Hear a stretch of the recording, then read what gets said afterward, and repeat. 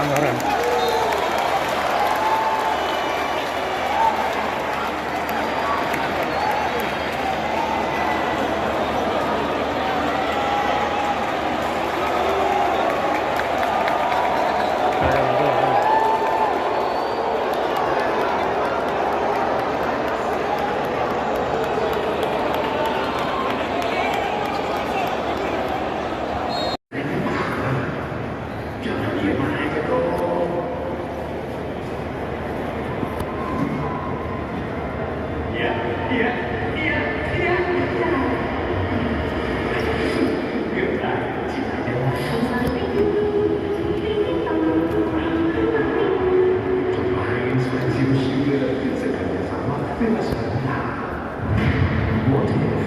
You can do more watch the game. What if you can experience something in a whole new way? Imagine taking the stage with your football heroes. Imagine feeling the energy of the moment. Imagine showing the field and being one step away from the game in all its glory.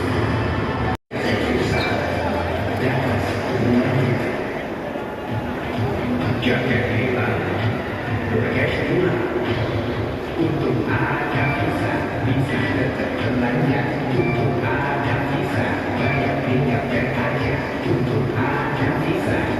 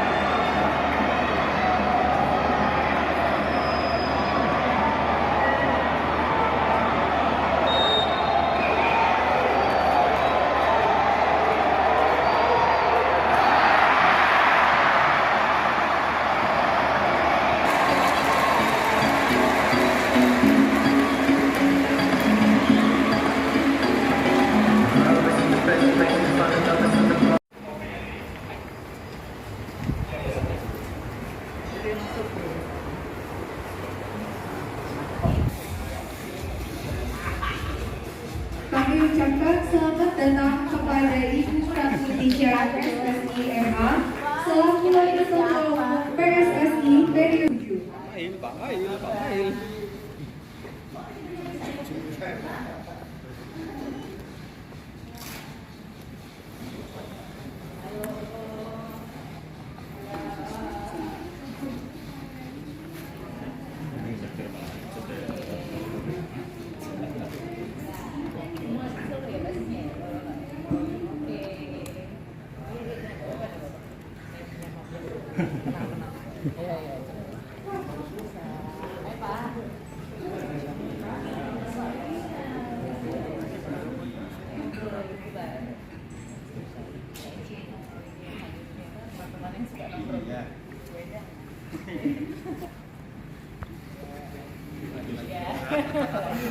FIFA News.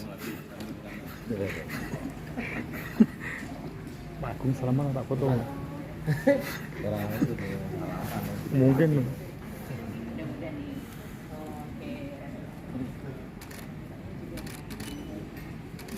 Conference pada kesempatan pagi hari ini.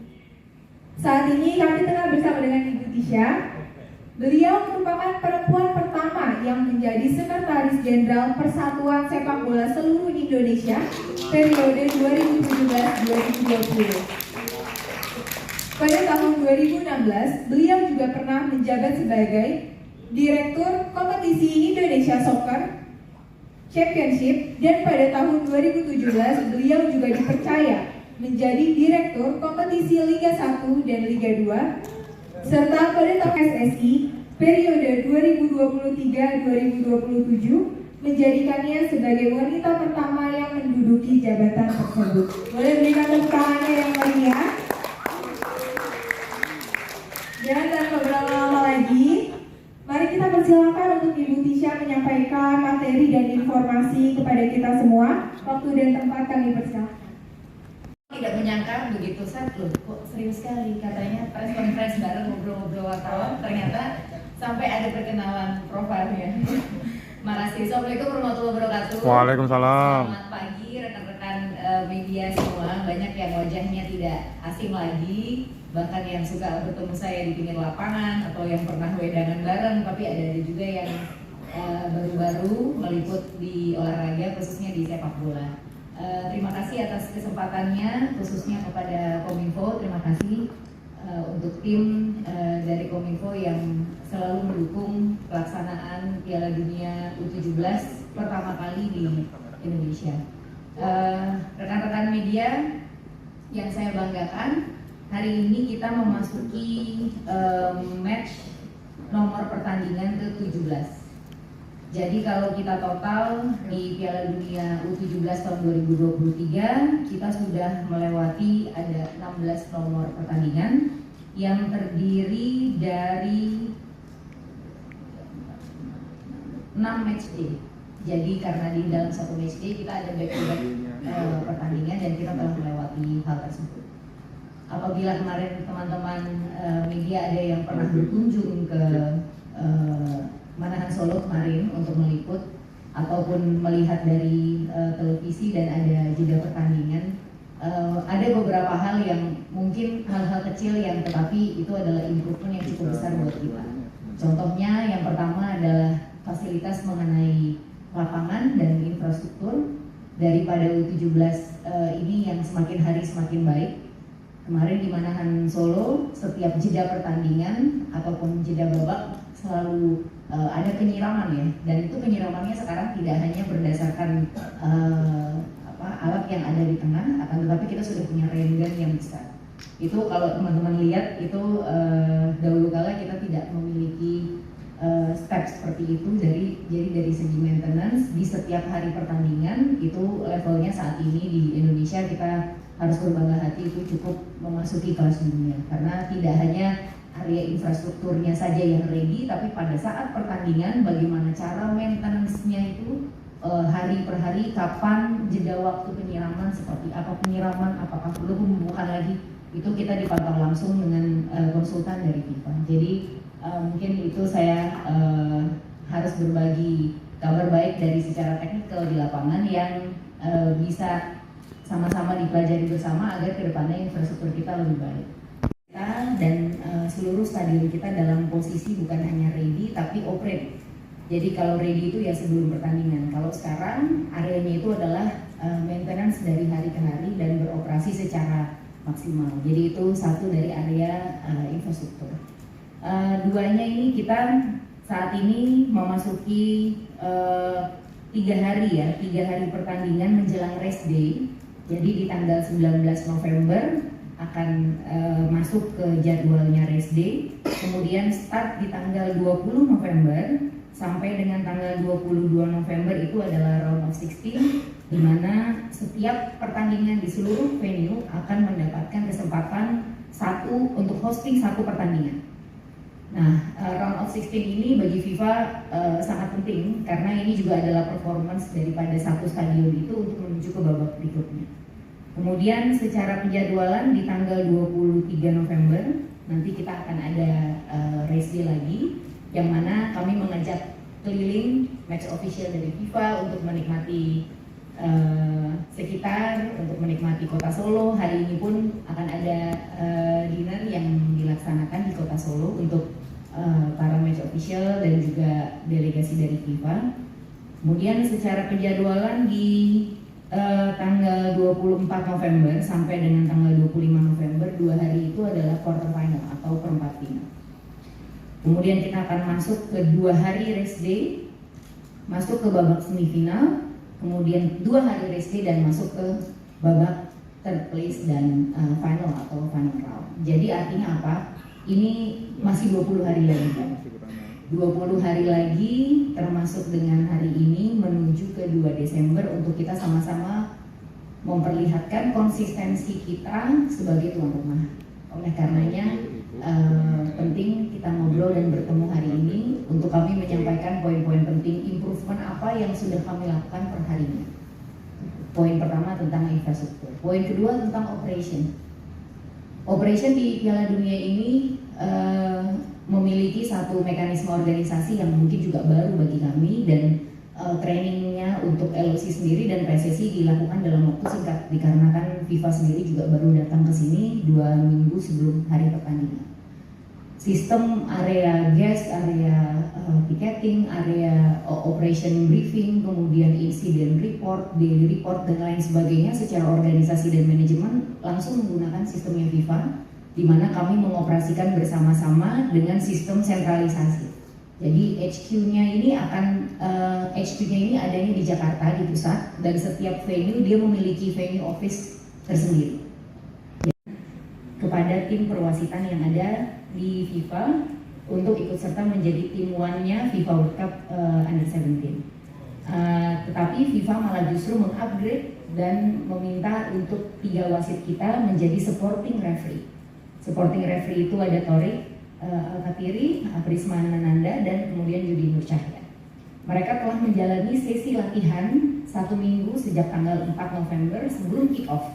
Jadi ada 1 minggu latihan terletak di DBK ya, di lapangan B dan C. Mereka menjalani intensif training bersama dengan tim referee yang lain, dan menjalani referee training tidak hanya berupa physical, practical session, juga VAR session atau VAR session. Nah, alhamdulillahnya kalau teman-teman lihat sekarang 2 dari 3 telah beberapa kali ditugaskan dalam beberapa pertandingan sebagai fourth official, dan ini jarang terjadi sebelumnya, suatu prestasi bagi Indonesia dikarenakan tidak sembarangan FIFA bisa mengambil supporting referee dan pada akhirnya langsung ditugaskan ke court official. Jadi dari sisi competition kita perlu berbangga diri juga bahwa banyak ada beberapa hal referee kita, kemudian di area competition supporting beberapa kepanitiaan dari sisi running PT Liga Indonesia telah kita libatkan, di asosiasi provinsi telah kita libatkan, sehingga FIFA tidak pernah berjalan sendirian tapi ditemani oleh local partner, dan transfer knowledge-nya itu kita pastikan berjalan per harinya. Nomor 3-nya dari sisi competition. Kemudian FIFA itu sistemnya adalah counterpart. Jadi setiap kali, contoh paling gampang, area function area IT pun dari kita ada IT dari FIFA. Medical dari kita pasti ada medical dari FIFA. Jadi dia tidak akan filing komplain ke kita kemudian turun ke bawah, enggak. Jadi koreksinya itu pada saat pengerjaan. Misalnya pada saat pengerjaan ada area kita harus melakukan anti doping acak dengan form seperti ini. FIFA inginnya seperti ini, kita koreksi saat itu. Jadi koreksinya itu very detail per item area di tiap-tiap counterpart, itu cara kerjanya seperti itu. Nah, pada saat keesokan harinya di daily briefing jam 8:30 yang tadi saya baru saja juga ada, itu adalah highlight yang memang tidak bisa diselesaikan di venue, harus diselesaikan di HQ. Contoh kemarin Solo berterbangan angin diguyur hujan lumayan deras gitu, dan beberapa ada tenda yang jatuh, langsung kita deploy di malam harinya berdiri langsung. Area-area seperti itu. Kemudian jadi beberapa troubleshooting yang kita harus improve by daily basis. Jadi ini ngobrolin memang kesempurnaan event setiap pertandingan sampai menuju yang final harus minimal, harus sudah mendekati sempurna gitu. Jadi catatan dan koreksinya itu akan sangat banyak kalau saya akan putar itu ya mungkin, tapi untuk menggambarkan cara kerjanya seperti itu, Mas. Ulas barusan bahwa ini seperti analoginya periodisasi pemain, ini harus perlahan-lahan crowd build up. Memang kalau kita datang ke stadion, ini kita juga merasakan gaya nonton bola yang berbeda. Contoh apa? Ada hawkers atau pedagang asongan yang telah kita dandani di dalam stadion. Teman-teman bisa membeli minum di situ, bisa keluar, bisa masuk kembali asal tutup botolnya dibuka. Ini kan tidak pernah kita alami di area kita. Biasanya kita tidak diperbolehkan hal tersebut gitu. Ya, jadi ini ada beberapa hal-hal yang memang memperkenalkan kenyamanan penonton seperti apa, mengubah gaya untuk menonton sepak bola seperti apa, yang mudah-mudahan ini menjadi batu lompatan ke pertandingan-pertandingan yang akan kita gelar nanti di kompetisi domestik dan kompetisi internasional nanti. Jadi ini memang crowd build up-nya kita start dari pengenalan hingga ke babak round of 16 sampai ke semifinal dan final. Dan kita harapannya itu terus meningkat. Pastinya kalau upaya-upaya adalah promosi yang terus-menerus pastinya itu defaultnya adalah seperti itu. Tapi nomor 2-nya adalah area-area yang mungkin pemain-pemain mulai kita minta untuk lebih bercerita, karena kan cerita serunya itu dari mereka dan angle dari mereka itu yang memang berbeda daripada yang kita di area penonton. Salah satu upaya itu. Beberapa kerjasama pun dengan yang karena kita limited to commercial partners ya, pastinya kerjasama pun akan kita terus tingkatkan bersama dengan Visa, bersama dengan database dari beberapa penjualan tiket partner-partner kita yang lain.